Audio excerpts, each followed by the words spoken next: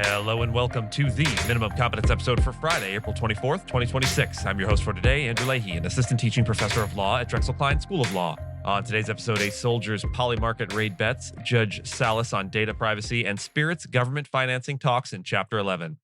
Let's remember, Po Buddy's nerfect, and read today's legal news. On this day in legal history, April 24th, 1893, the U.S. Supreme Court received submissions in Nix v. Hedden, a famous case asking whether a tomato should be treated as a fruit or a vegetable.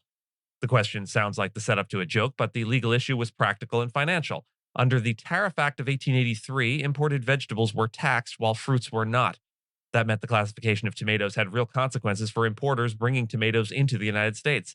The plaintiffs argued that tomatoes are fruits in the botanical sense because they grow from the flower of the plant and contain seeds. The government argued that, whatever botanists might say, tomatoes were commonly bought, sold, cooked, and eaten as vegetables. The Supreme Court sided with the government. In its decision, the court held that the tariff law should read according to the ordinary meaning of the words fruit and vegetable, not their technical scientific meanings. Justice Horace Gray explained that tomatoes are usually served with dinner, not dessert, and are understood in common speech as vegetables. The case became a lasting example of how courts interpret statutes by looking at the way language is used in everyday life. It also shows that legal disputes can often turn less on abstract definitions than on context, usage, and consequences. Nix v. Hedden remains memorable because it turns a simple grocery store question into a lesson about statutory interpretation. The tomato may be a fruit to a botanist, but for tariff law in 1893, it was a vegetable. Federal prosecutors in Manhattan have charged U.S. Army Sergeant Gannon Ken Van Dyke with allegedly using classified information to profit from prediction market bets tied to a military raid involving former Venezuelan President Nicolas Maduro. Van Dyke, who was stationed at Fort Bragg in North Carolina, allegedly helped plan and carry out the operation that resulted in Maduro and his wife, Celia Flores, being brought to New York back in January. Prosecutors say he began trading on Polymarket markets related to Maduro and Venezuela on December 26 of 2025, shortly before the January 3rd raid. According to the indictment, Van Dyke made more than $400,000 from those trades. The government alleges that, after making the money, he tried to hide the proceeds. He is charged with violating the Commodity Exchange Act, wire fraud, and making an unlawful monetary transaction. The Commodity Futures Trading Commission also brought a related enforcement action against him. Van Dyke was expected to appear first in federal court in North Carolina before later appearing in the Southern District of New York. Counsel information for him was not immediately available. U.S. District Judge Esther Salas warned that proposed federal data privacy legislation could undermine state laws meant to protect judges and other public officials from having their personal information exposed online. Salas has pushed for stronger privacy protections since 2020, when a lawyer went to her New Jersey home and killed her 20-year-old son, Daniel Anderl.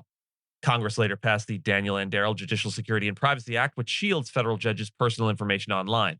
Since then, more than a dozen states, including New Jersey, New York, and Maryland, have adopted similar protections for state judges, and some laws also cover law enforcement officers, prosecutors, and family members.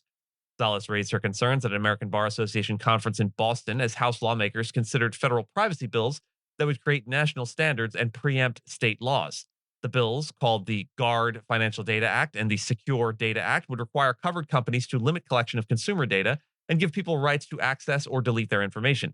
But unlike New Jersey's Daniels law, the federal proposals would not let individuals sue companies for privacy violations. Salas said replacing stronger state protections with weaker federal rules could put judges across the country at greater risk. Spirit Aviation, also known as Spirit Airlines, told a New York bankruptcy judge that it is in advanced talks with the federal government over a major financing package that could help keep its second Chapter 11 case on track. The airline's lawyer, Marshall Hubner of Davis Polk, confirmed that negotiations are underway but did not verify reports about the possible size of the package or whether the government would receive an ownership stake. He said the proposed funding could do more than simply support the bankruptcy case and could position Spirit to compete strongly after restructuring.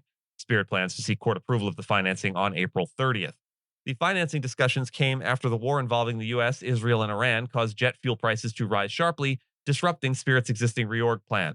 The airline had previously proposed canceling general unsecured claims and restructuring around support from secured note holders, but it postponed seeking approval to send that plan to creditors. Judge Sean Lane approved a $533 million sale of about 20 aircraft to CSDS Aircraft and also granted Spirit a 90-day extension of its exclusive right to file a Chapter 11 plan. Spirit also disclosed that it missed an interest payment, triggering a default under its debtor-in-possession loan. The noteholder group funding much of that loan said it intends to enforce its rights and would oppose any relief that harms the lenders. And with that, and as always, I thank you so much for listening to Minimum Competence, your daily news podcast for lawyers. If you're looking for more than Minimum Competence, links to further reading on all the topics touched on today are in the show notes. And reviews go a long way towards helping new listeners to find our show. If you have a moment and can leave a rating or review on your podcast player, we'd sure appreciate it. And if you know someone that might be interested in a story we cover, consider sending them the episode. But remember, nothing here should be construed as legal advice because it is certainly never that.